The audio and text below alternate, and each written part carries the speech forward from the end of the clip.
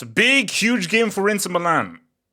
Massive boost, but a big setback. How big could this boost be? How massive could this setback be for your boy Simone Inzaghi ahead of a huge, huge game, bro?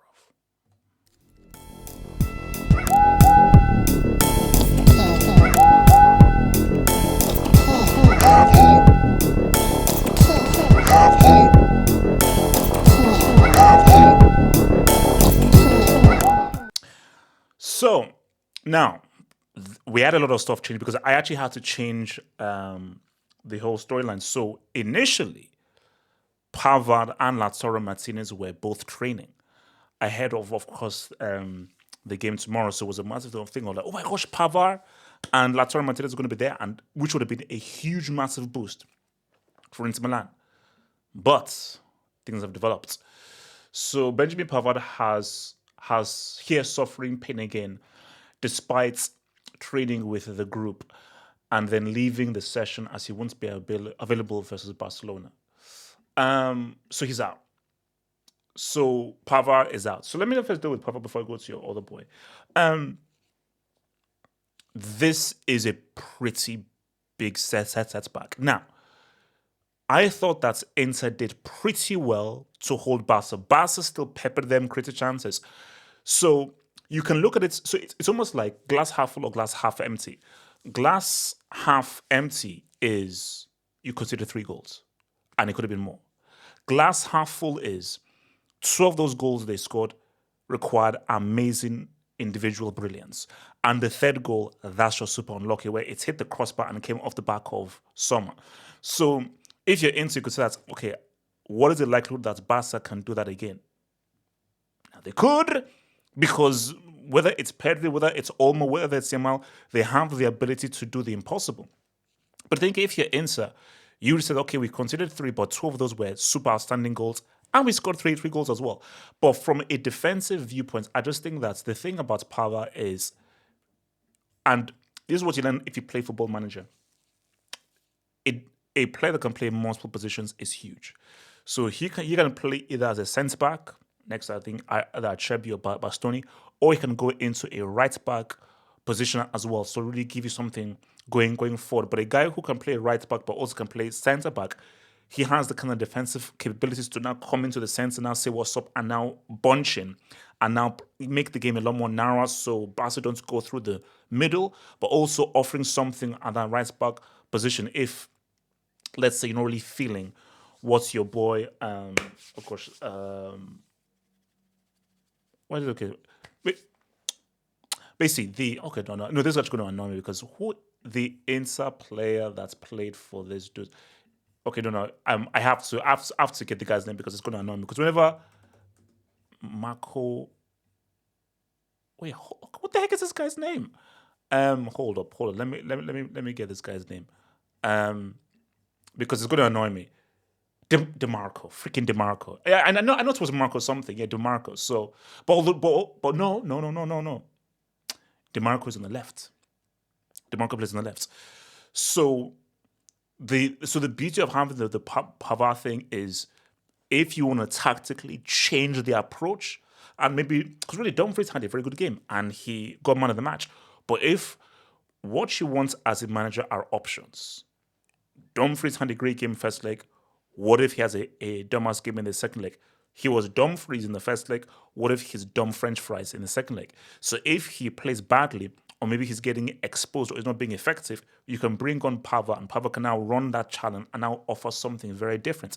I know that Pavar, we saw him at the World Cup in 2010 and how good he was for France. The guy can be a very effective player. So it's not, I wouldn't say that it's necessarily like the end of the world for Inter Milan. It's not the end of the world. Still got Bastoni, still got Acerbi, and those are still very good, strong defenders. And with Dumfries had a great game. So if Dumfries can replicate what he did in that first leg, and if the defense can still stand strong, I think Inter should be fine with Pavard there. But I think because this is going to be such a tough game and going to be such a hard game, and Inter are facing the best offensive team right now, when you're facing the very best offensive team, you want your best defenders. And even more so, you want defensive options off the bench. So not having that defensive option off the bench might be problematic for Inter Milan. But where there's a downer, there might be light at the end of the tunnel, man. Lautaro Martinez is fit. Shout out to Mehdi Taremi. If Inter were going into this game with a Taremi and Marcus Thuram, Barca would be like, yes, let's roll. And this is why this is significant.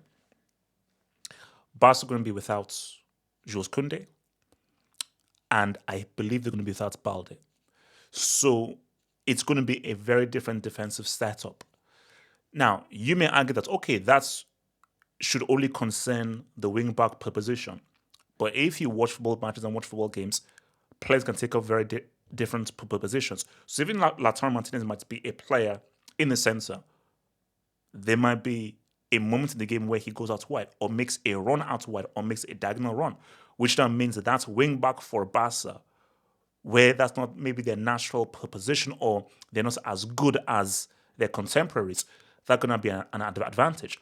But 1,000%, if Lautaro didn't play the game, I just don't think Inter would be able to get the goals.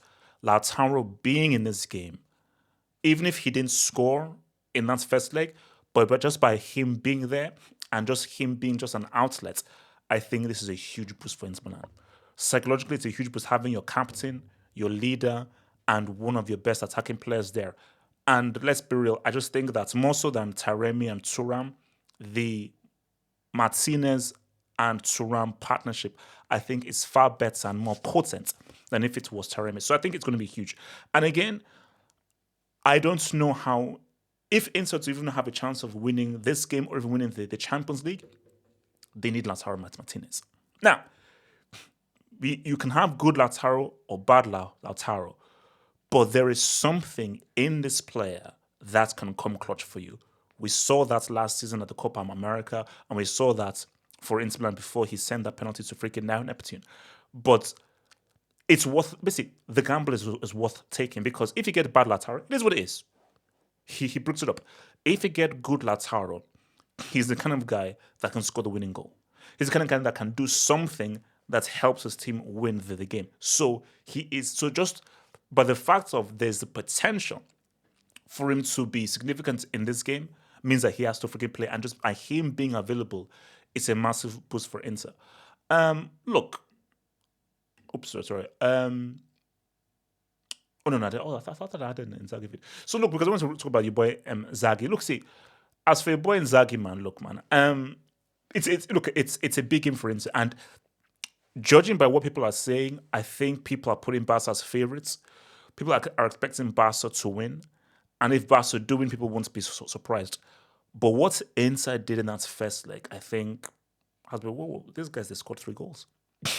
These guys, yes, they conceded 3 goals, but they scored 3 goals and they were up 2-0. So what Inter showed is, wait a minute, we can play with these guys. We can go toe-to-toe against these guys, and we can go band for band. Like, yes, we're going to not have possession and they're going to control the game. But the fact of, I think what Inter and Inzaghi is hoping for is, we're going to suffer. We will suffer against this amazing team. But his hope is we can be more efficient. That when our chance comes, we'll be efficient and we will execute. It's not how many shots you have on target. It's not how many chances you have. It's about how many times you put the ball inside the fishnet. Screw possession, screw XG, screw shots on targets. It's about putting the ball inside the fishnet more times than your opponent. I think all Inzaghi is focusing on is whether we don't have possession, whether we concede shots on targets, whether we concede XG, as long as we don't concede, and as long as we score and we win the game, that's all that matters. The end always justifies the means. But things are getting real right now, guys. So right now, I cannot wait for Tuesday. This game is going to be massive. And hopefully, because the game might end up being a break, but hopefully it can replicate just the brilliance of what that first leg was.